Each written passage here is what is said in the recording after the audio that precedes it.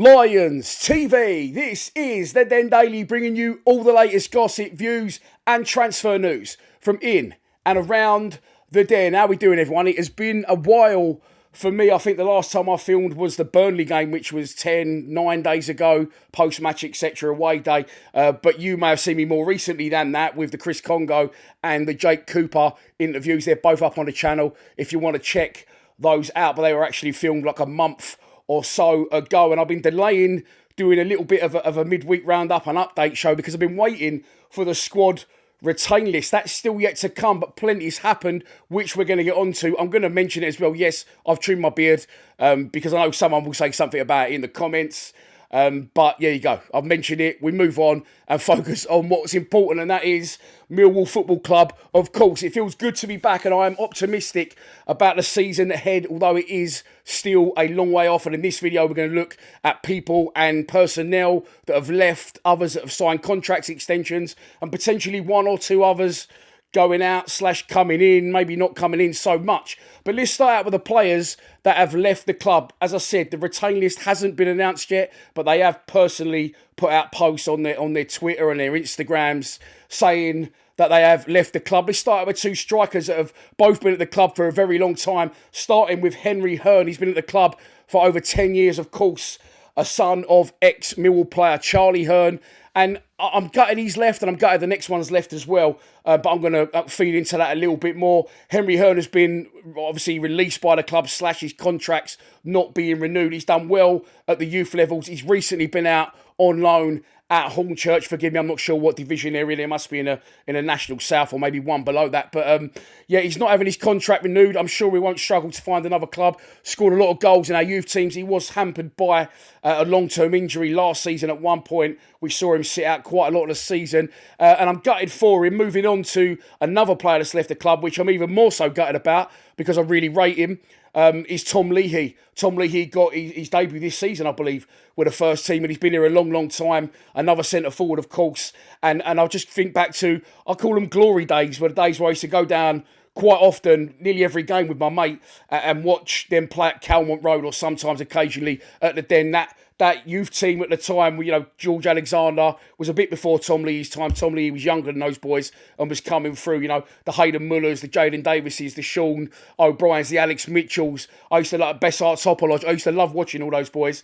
And they've all gone on and they're all having careers themselves in football. But with Leahy, again, look, George Alexander has just been knocked out of the playoffs with Eastbourne Borough. They got knocked out by Maidstone. Maidstone are actually in the final this Sunday away at Boreham Wood to see who goes back in to the National League Prem. But he scored a fucking lot of goals, and I'm expecting him to get a move soon. Similar in a way with Isaac Alafe as well. He's playing tonight for Stockport against Leyton Orient in the second leg of the League One playoffs. These were players I really rated, but the club let them go, and they haven't got back to or beyond our club. So maybe it's the right call. And with the club letting these players go, I just think the dynamics changed with the club, and we're sort of going in a different direction. Yes, we are invested in the youth, and yes, we need those players to come through, like we did recently with Romain Esse and Race Bangura Williams, who we're going to get onto shortly. But I just feel the club, of no disrespect to any of those players that have left the club or that I've mentioned, I feel the club have gone to a different type of level now, or potentially taking a different outlook on the structure of getting people through the door, the likes of AJ Matthews, Benicio Baker, who they're going to recruit from other clubs maybe above our level and then bring them down to our level and then try and re-push them back on. AJ Matthews is scoring a lot of goals in the under-21s. Benicio Baker, yet to kick a football, actually. I think he did for the final 21s game of the season. Not sure how he got in that one. But getting back to it, wish Henry Hearn and Tom Leahy all the best. I'm sure they'll go on to have careers. They both know where the net is. And they both give a good account of themselves and put in a lot of graft at Millwall Football Club. So all the best to those boys. 2 strikers gone. Now moving on to 2 goalkeepers gone. The first one is Dylan Adair. Now, he came to the club at the same time, actually, as the other goalkeeper that's left the club, but a slightly different situation in Ethan Waddy. And Dylan Adair, unfortunately for him, I feel that the writing was on the wall when Roberts got injured and when Jensen got injured at the back end of last season. We brought in George Evans and, forgive me, is it Jacob Prosinecki or something? Sorry.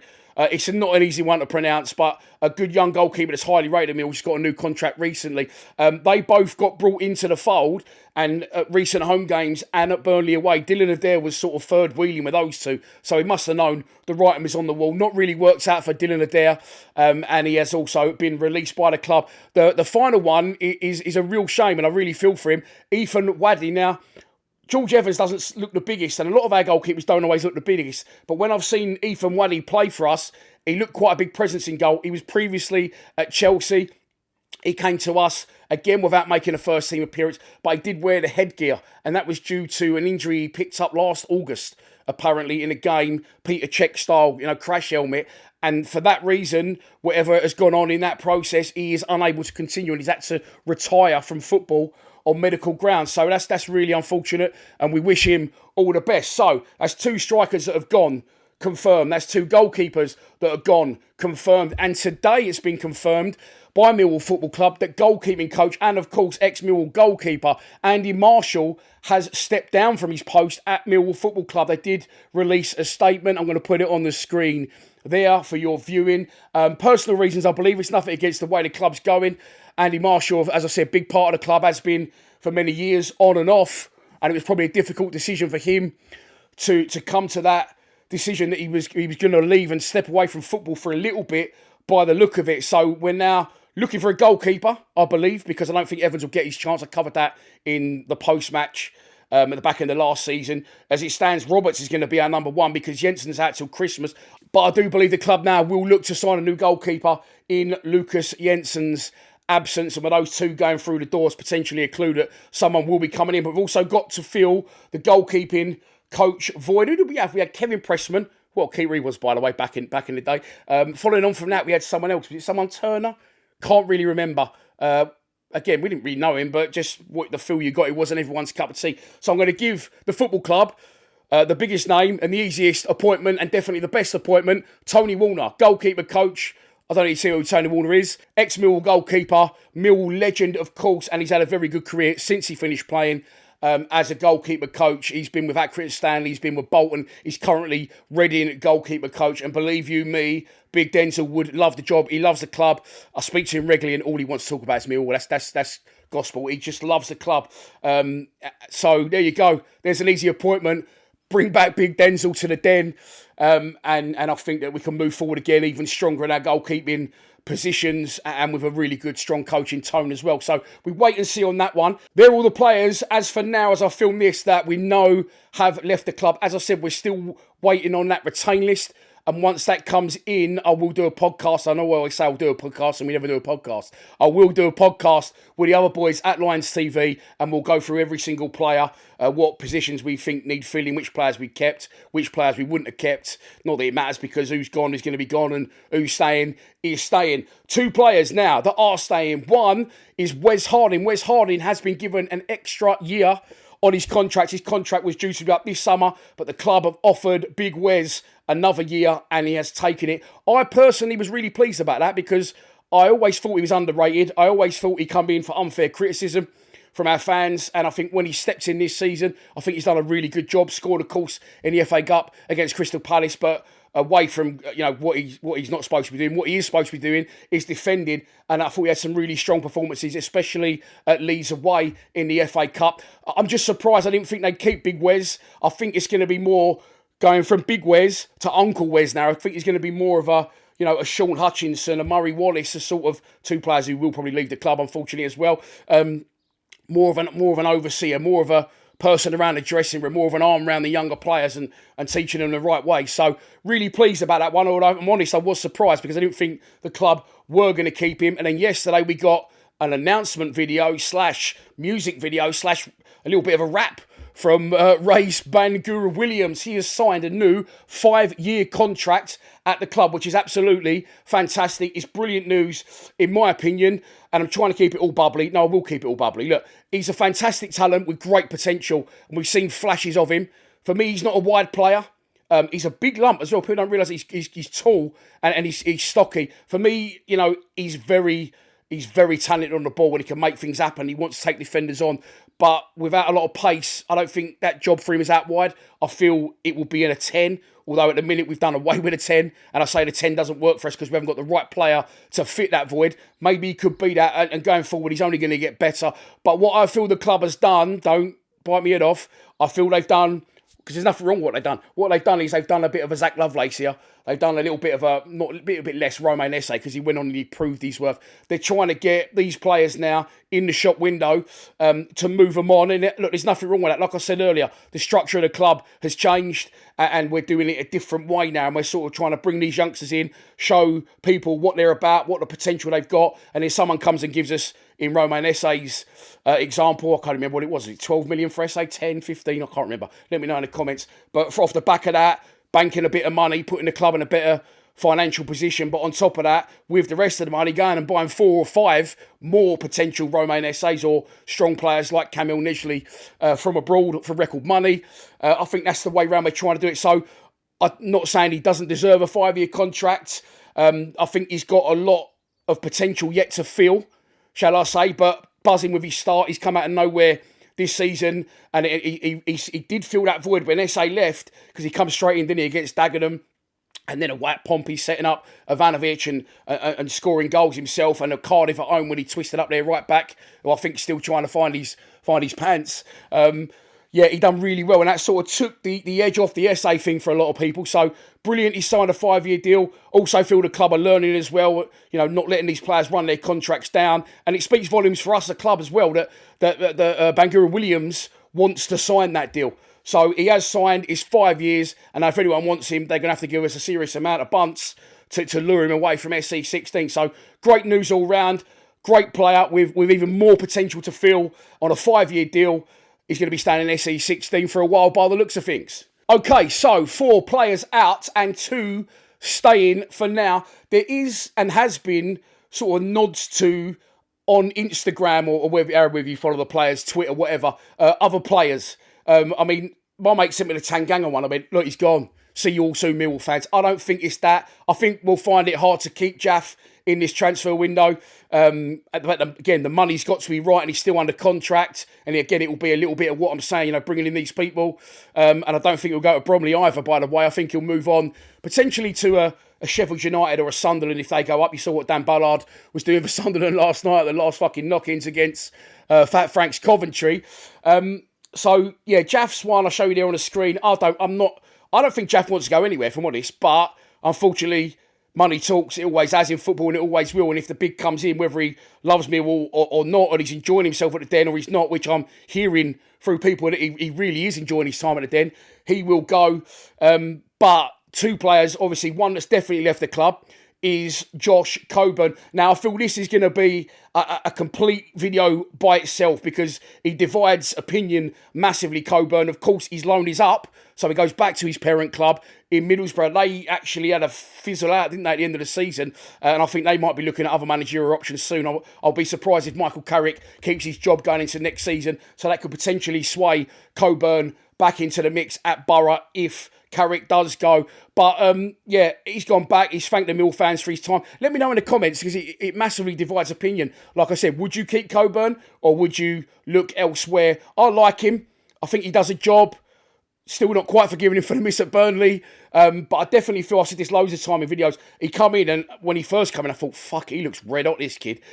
He then had a couple of injuries, and then after the injuries, I felt he'd just taken a little, which is nothing, again, there's nothing wrong with it. I feel that he's mindful he could get injured again, or he's still there slightly, so he's just taken a little 10-15% off his game, which made him look a little bit more laboured, getting about the pitch, and not as electric, you know, not pace-wise, but, you know, with the things he could do, he scored goals, didn't he? And he was always in the right place at the right time, link play really well, and he still did that to an extent, but it's going to be the money. What do they want for him? What we're willing to pay? Is there better options elsewhere?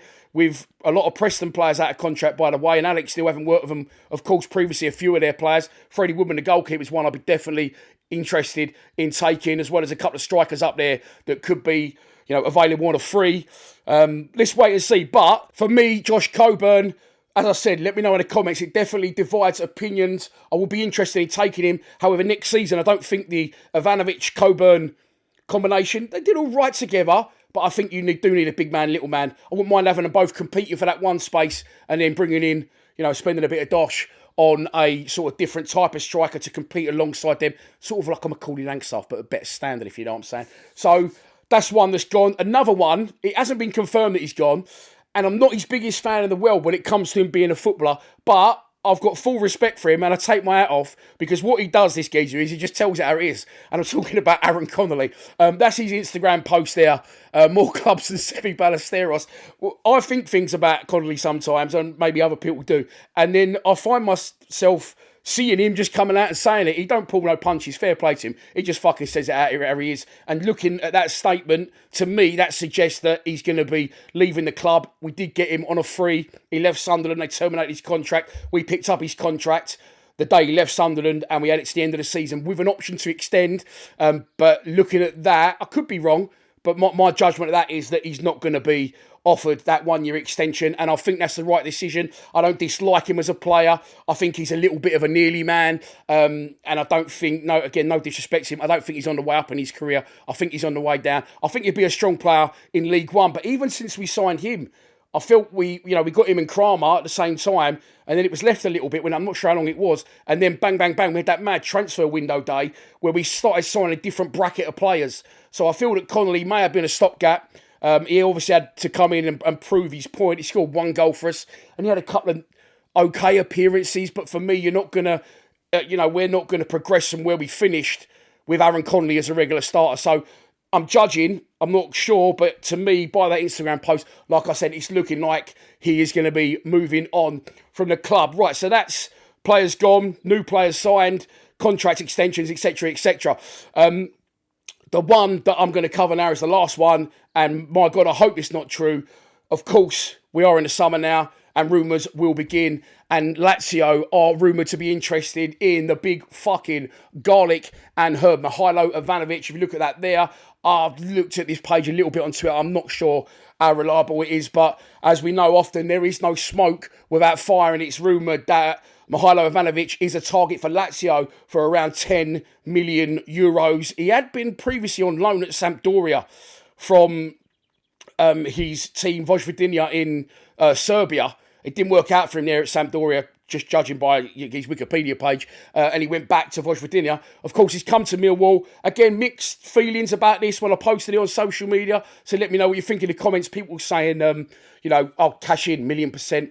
I'd be devastated if he left. He's reached, not just on the pitch, but off the pitch, he's already reached, in my opinion, and surpassed a Zian Fleming sort of cult hero status. And to score 13 goals after coming from, no disrespect, Serbian park football and all different types of goals. He wasn't getting in straight away, of course, was he? Under Neil Harris, and he's proved he can score free kicks, headers, left foot, right foot, dribbling around the goalkeeper. He can score all types of goals. So, of course, I wouldn't want to see him leave, especially for 10 million euros. What's that? 9 million quid, something like that. I understand, again, while we're doing what we're doing in the new structure of the club, but I'd like to see him have a bash in next season, double his goals tally and double his worth, and hopefully get us in the Premier League in the meantime. So I'll keep tabs on that one and any other transfer rumours of going in or coming out. And like I said, I will cover the squad retaining list with the rest of the boys from Lions TV on a podcast as and when that comes out. I'm not actually sure. I might actually contact the club and ask them when they're going to stick that out, because